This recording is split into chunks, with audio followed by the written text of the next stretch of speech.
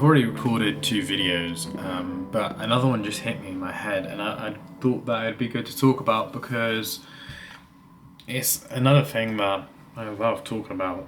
Well, not love talking about it, but I've talked about it quite a lot in my life, and being surrounded by it, it it hits deep, and that is it is crime, but mainly knife crime in England. And I'm going to stick as much as possible on the knife crime part. Um, as a kid, knives were held by a lot of people.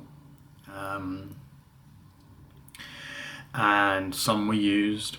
Some people I know are dead. Some people in prison. Some people in prison for holding. Some people in prison for stabbing. Some people in prison for killing. And it upsets me a lot. It upsets me a lot because there's so many different ways of looking at it. And lately, I've really thought about why do people do it? Why do people feel the need to do these things? Now, I grew up in a world where I was one of those people that understood why, and I know why, but that doesn't matter. After someone stabs someone, after someone's carried, whatever, the why becomes irrelevant. And that's why I told myself a lot of times, but how can we make things better? And I think the best thing is to prevent that thing even happening, to prevent a kid from feeling like they need to carry a knife, and preventing them from thinking that this is the best solution to their problem they have in front of their face. An English rapper, has been sentenced to 25 years to life for a shooting that ended up with someone dead. I don't know why he did it. He had all the options in the world. He had the money, he had the fame. He didn't even need to be in England if he didn't want to. But the choice he made was to shoot someone else and kill him. Maybe he didn't want to kill him, but he did. And I think it really goes to show how twisted the brains of people is. Like, why do we think? Why are people thinking that killing someone is the answer to the problem they have? Why? It's not normal. It's not normal. But so many kids, so many people in these situations are not only conditioned but brainwashed to think that this is the case. Like, this is the only way they can solve their problems. It's not uncommon. It's just a lot of people don't go through with it. And it's sad. It really, really is sad. That there are people out there that think the way they deal with their pride, the way they deal with being scared or being disrespected, is to kill someone, is to harm them with a knife. I know so many people that, if given the chance of living a different life or living in an area that these things didn't even apply, they wouldn't even harm a fly because of their nature, who they are inside. But because of the surroundings and the brainwashing and the upbringing of what they had on their plate, their first call is to stab someone. That kills. Because yes, it's their actions, and yes, it's their fault they chose at the end of the day. But, it's like someone put the loaded gun or the knife in their hands at this point, and a lot of people will go, no, that's not the case.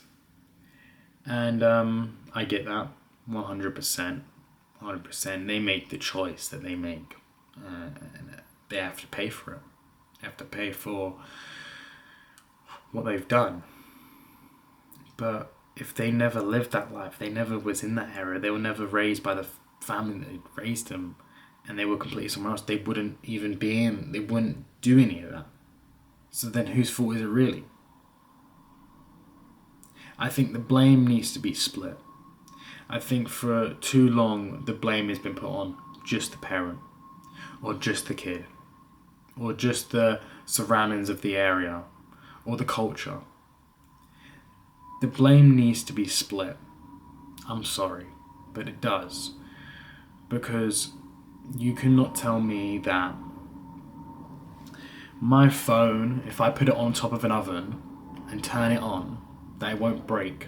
But if I go and put it on my desk, it'll be fine there forever. You know, like, yeah, the phone might not break if I leave on the oven, but there's a pretty good chance it's gonna, right? I think the blame needs to be split. Everyone's actions, they should hold accountable. They made them. At the end of the day, they made them. At the end of the day, it is their fault. They made that decision. But the reasons for it, what built them up to what they ended up doing, holding a knife, stabbing someone, killing someone, we've got to change that so that when someone makes that choice, it is actually all on them. Every last bit of it. It's unfortunate that the conversation needs to get to this where we need to split blame. But there are plenty of cities and countries in this world that don't have a problem like this. You know, it's not a problem at all. Why do we have it so bad here right now? I think it's a lot of things. I think it's having single parent homes. I think it's lack of education for those parents. I think it's the environment that we breed, where money is everything, status is everything, respect is everything. We breed this into the kids that money is everything, status, the phone you have, the shoes you wear, the watch you have. Being in London, money is everything. That is what is explained to us, that is what is drilled into our heads. And if you don't have it, you better fight teeth and teeth for it. I don't think that's a good idea. A lot of the knife crimes that happen are guys, you know. Most violent crimes are always going to be men. So why don't we focus on, if not having, you know, two-parent homes, why don't we have a system where we can teach young boys to express their emotions, teach them how to deal with them, instead of letting them run wild and go off whatever, however you feel, just do it. You know, when I started to make and edit videos, it made me feel so good. It was like, wow, like, this is a really good outlet, and it makes me feel good. It de-stresses me. It's kind of like therapy. Imagine if I'd never had that. Where would I be? I got lucky to just happen to have stumbled across this thing. But there's a lot of kids out there that will die or be put in prison before they can even find their outlet, before they can find out how to control their anger or upset, or how to deal with pride. A lot of these kids don't even have a chance. They are doing what is around them. And again, yes, it is their choice. But if it's the only choice they know, and the only choice they see, is it much of a choice? I feel sad for a lot of kids that get stabbed, all of them. I feel sad for all of them. I hope one day that when these kids get out of jail, hopefully they will have seen the repercussions of their actions that they have made, and hopefully they can prevent others from doing the same. Because it's so important. So many people growing up without brothers, without dads, without, friends, because of knife crime. How many people 40 years ago walked out their door and thought, I should carry a knife for my own protection? How many? Because I know now, when I was about 12, 13, 14, I know a good few kids that hold knives. And I knew it crossed my mind many of times. And you'd think, oh, it's the naughty kids. It's the riffraffs. But it ain't just them. It ain't just them. It's kids that are scared. And it's not just, one particular group. It might be one particular group that uses, but not one particular group that holds. And I find that very, very, very scary. I think a lot of people, when a kid stabs another, they jump on the bandwagon of that kid being a monster. And don't get me wrong, they've done terrible.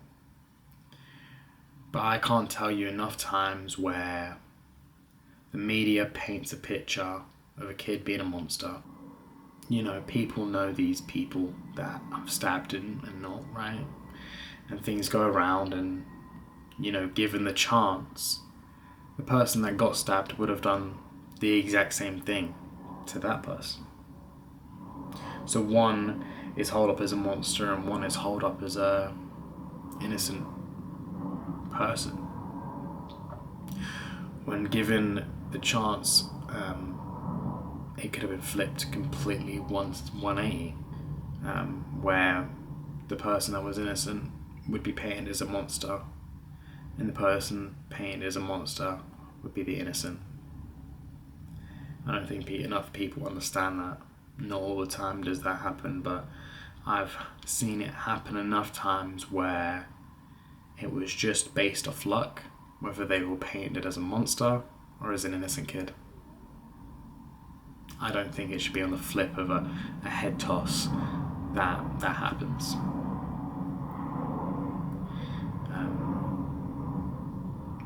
Because at the end of the day, both kids were failed.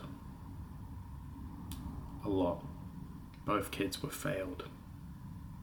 Terribly. I'll talk to you guys tomorrow.